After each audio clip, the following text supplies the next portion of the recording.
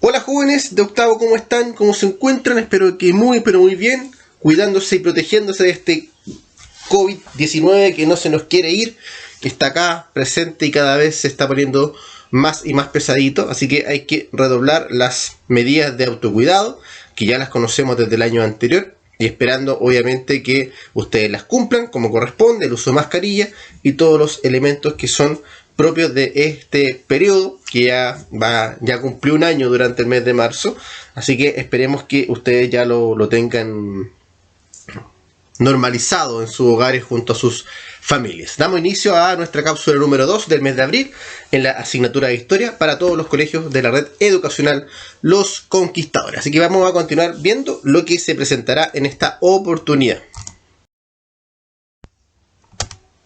Ruta de aprendizaje. Vamos a ver nuestra ruta de aprendizaje entonces correspondiente a nuestra cápsula número 2 del mes de abril. En primera instancia, el saludo que ya se hizo presente a cada uno de ustedes. Hoy día vamos a analizar la Reforma Protestante. Recordamos que la cápsula anterior hablamos de la comparación entre Edad Media y Edad Moderna, y hoy día nos centramos ya en un concepto netamente de la Edad Moderna como la Reforma Protestante, una reforma que vamos a revisar a qué se refiere. Un video introductorio al respecto que habla y trata todos los elementos necesarios como para poder entender este concepto de reforma, por qué pasa este periodo y cuáles son sus implicancias más directas. Luego vamos a ver los antecedentes de la Reforma Protestante, por qué se desarrolla esto. Después viene un análisis específico a el señor Martín Lutero, ya que es quizá el pionero de esta reforma y todo lo que deja dentro de su periodo y lo que logra hacer en este proceso, para luego llegar a nuestro manos a la obra, ¿ya? Continuando también con la actividad formativa que tiene relación con eso, que es del texto escolar, además del formulario correspondiente a la cápsula número 2. Él quiere saber más, que es muy importante y también interesante para los y las estudiantes que les llame la atención este tema y quieran aprender más sobre aquella reforma protestante. También ahí les dejo algunos links para que lo puedan revisar. Y finalmente tenemos nuestro cierre de la cápsula correspondiente a la número 2 de este mes. La Reforma Protestante. Ahí tenemos una imagen. ¿Ya? Una imagen obviamente caracterizada de la época, donde se ven las 95 tesis de Martín Lutero, ya clavadas en la iglesia alemana, donde él plantea su descontento con la iglesia católica referente a ciertos aspectos que los vamos a ir revisando constantemente en esta cápsula, ¿ya? No nos vamos a adelantar a nada, solamente espero que estén muy atentos para que entiendan a qué se refieren, o si hay alguno o alguna de ustedes que ya sepa a qué nos referimos con la Reforma Protestante. La idea es que podamos ir profundizando estos contenidos. ¿Cuál es el objetivo de nuestra cápsula del día de hoy? Dice acá, comparar la sociedad medieval y moderna considerando los cambios que implicó la ruptura de la unidad religiosa de Europa. Es decir,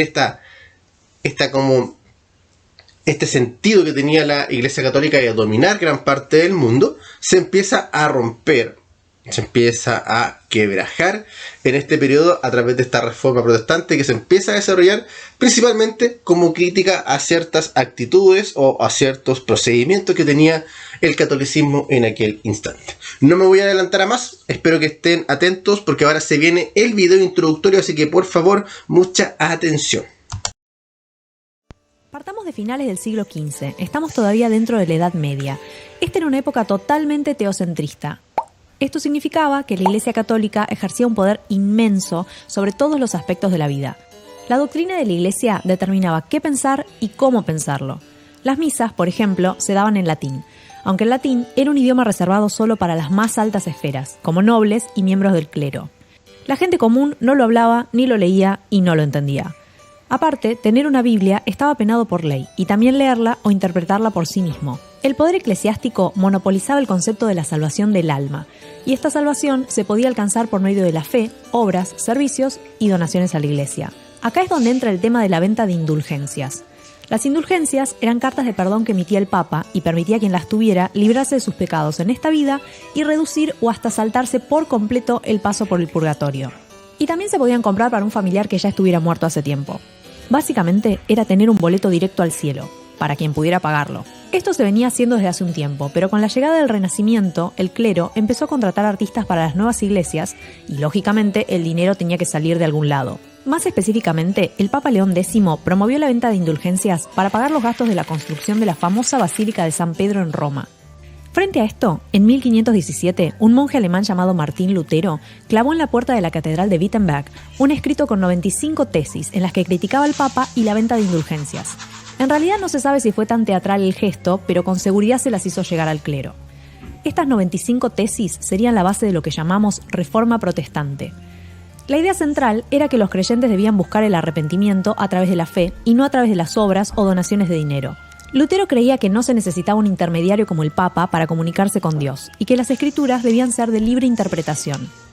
Era una idea muy disruptiva y por eso, 3 años más tarde, en 1520, el Papa lo declaró hereje y lo excomulgó.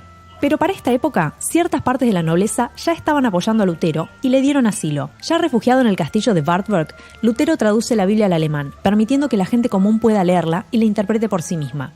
Otros habían criticado a la Iglesia a lo largo de la historia, pero terminaron mal.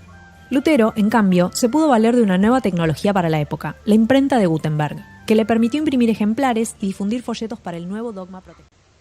Ahí teníamos entonces una parte introductoria respecto a lo que fue la Reforma Protestante y también lo que implicó parte de lo que hizo y buscó también Martín Lutero con esta crítica hacia el catolicismo, que ahora también lo vamos a ir profundizando.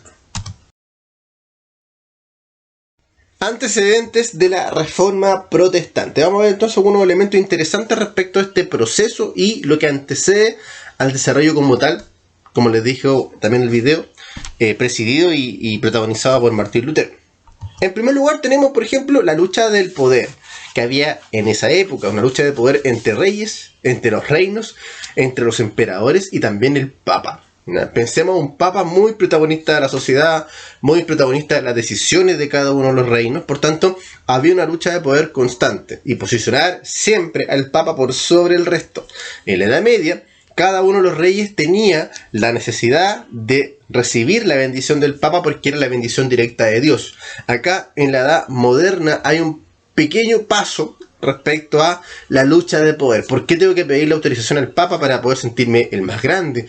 ¿Por qué la Iglesia está junto a mi nivel? Son los primeros elementos que empiezan como a cuestionar un poquito este liderazgo papal que había en aquella época y que lentamente provoca una lucha de poder constante, que tiene relación con lo siguiente, que son los impuestos papales. Como la Iglesia Católica hacía sentir su presión por sobre los otros líderes a través del impuesto papal. El impuesto papal es una forma de recibir dinero, riqueza para la Iglesia Católica, y eso se demostraba para poder posicionar o seguir posicionando al Papa por sobre el resto. Entonces es muy importante considerarlo como tal. El impuesto papal permitía seguir manteniendo al Papa en igualdad de condiciones o incluso superior al resto de los reyes y también emperadores de aquella época. Otro punto interesantísimo de analizar son las nuevas ideas que aparecen en aquel momento, ¿ya? Como son las ideas del Renacimiento y el humanismo, que lo vamos a ver en la cápsula siguiente, y los nuevos descubrimientos marinos que tienen relación con las nuevas rutas de navegación. Esto implica automáticamente una apertura a un nuevo mundo que también empieza a, no sé si a cuestionar, pero sí empieza a mostrar otra realidad que incluso el catolicismo o la religión en sí no la había presentado anteriormente. Y un punto central, quizás dentro de la crítica de Martín Lutero, en el inicio de la Reforma Protestante, es el tema de las ventas de las indulgencias en el seno de la Iglesia Católica, es decir, en el centro del catolicismo, que era principalmente, como aparece también acá, ¿ya?, la venta del perdón. Es decir, para tú ser perdonado por Dios, tú tenías que pagar un cierto monto económico para que tus pecados fueran liberados a través de la gracia papal, que era este documento, como les decía el video también introductorio, que te permitía liberarte de los pecados. Entonces eso sería la primera parte de aquel momento. Y tenemos, por ejemplo, una imagen de como el clero enjuiciando y criticando un poquito a Martín Lutero, que sería la imagen de la persona que está con este traje negro. Bien. Lutero y su legado. Vamos a ver el legado que deja entonces Martín Lutero en este periodo, que es muy interesante. Es un monje alemán nacido en 1483, ¿ya? estudió Derecho, su primera carrera fue Derecho, ¿ya? Él era un abogado de profesión, pero ocurrió algo en su vida que lo hizo cambiar, que es esto que está acá. Dice, en medio de una tormenta es alcanzado por un rayo. Esta es la historia que se cuenta de él. Antes de morir se encomienda a Santa Ana, que era la patrona de los mineros, y se salva. Posterior a eso decide ser monje. A través de este milagro que ocurre en esa tormenta, en ese momento quizás crítico de su vida, él se encomienda a Santa Ana, a esta religiosa patrona de los mineros, y se salva de todo lo que le estaba pasando. Y una vez que sale de aquel momento crítico, él decide ser un monje y se alista en lo que es la religión. Una vez que ya es monje, ya está estructurado como tal, es enviado a Roma el año 1510, y es en ese año donde conoce el desarrollo de las indulgencias, cosa que lo termina como desencantando de la religión católica. Y en 1517, es decir, 7 años después, termina su 95 tesis y las clava en la puerta de la iglesia de Wittenberg, ¿ya? En la iglesia alemana de Wittenberg, lo que provoca que después termine siendo excomulgado, es decir, es sacado de la iglesia católica. ¿Cuáles eran los principales planteamientos de estas 95 tesis? Dentro de las 95, vamos a colocar algunas acá, ¿ya? Vamos a poner estas dos, por ejemplo. Dice que la lectura libre de la Biblia, cosa que la Iglesia Católica critica y nunca lo deja presente, inclusive con el Concilio de Trento, que lo vamos a ver también en la cápsula siguiente. Y la salvación es a través de la fe, ¿ya? No puede haber una salvación a través de un pago, por ejemplo, para poder salvarte, sino que es solamente a través de la fe, ¿ya? Eso es lo que te determina siendo o haciendo libre, ¿ya? De la salud, o sea, en pertenecer a la salvación y no ser llevado, por ejemplo, al infierno, que era lo que temían aquellos fieles de esa época, ¿ya? Y ahí tenemos entonces otra imagen de Lutero clavando las 95 tesis fuera de la puerta de la iglesia de Wittenberg. Bien, espero que les haya gustado. Está bastante clara la información. Cualquier duda o consulta, ustedes saben dónde tienen que consultar a su profesor o profesora de historia correspondiente.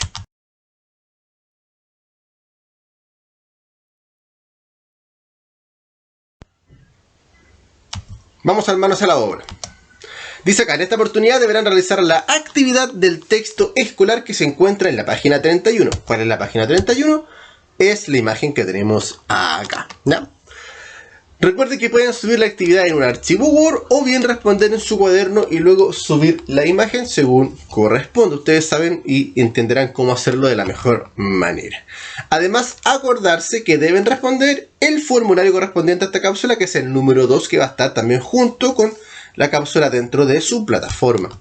Cualquier duda o consulta a través de la plataforma con su profesor o profesora de historia, y también muy importante, en las clases presenciales. Los colegios que todavía no pasan a cuarentena también pueden aprovechar de utilizar las clases presenciales para poder mejorar, aclarar, incluso incentivar un poco más el aprendizaje respecto a lo que aparece en esta misma cápsula.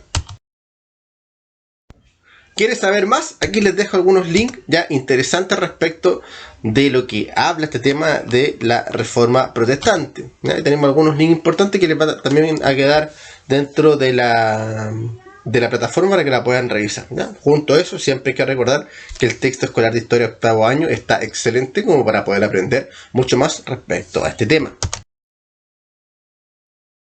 Finalmente, llegamos a nuestro cierre de la cápsula de hoy, recordando siempre el uso de mascarilla, ¿ya? Siempre va a ser obligatorio hasta que termine esto, que quizás cuánto nos queda, pero siempre con la fe y la esperanza de que termine prontamente. Responder las actividades de las cápsulas al día es súper importante, como también les dije en la cápsula número 1, recordar siempre responder las cosas, ojalá siempre en la semana que corresponde para que no vayan quedando atrasados. Usen el aprendizaje del año pasado como principal elemento, ¿ya? de sabiduría y también de comparación. Saben lo que pasa en caso de que queden atrasados o atrasadas. Privilegiar las clases presenciales, vuelvo a repetir, las comunas y los colegios que todavía tengan las clases presenciales todavía habilitadas, aprovechen de utilizarlas, es un momento importante para aprender mucho más. Cuídense mucho, ¿ya? Un gusto como siempre tener la posibilidad de enseñar estos contenidos a ustedes. Buena semana para todos y todas, cuídense, de verdad cuídense mucho, que esto es tan poco complejo, pero esperemos que si nos cuidamos todos esto vuelva a estancarse y a bajar lentamente los contagios. Nos vemos, cuídense, que estén muy, pero muy bien. Chao, chao.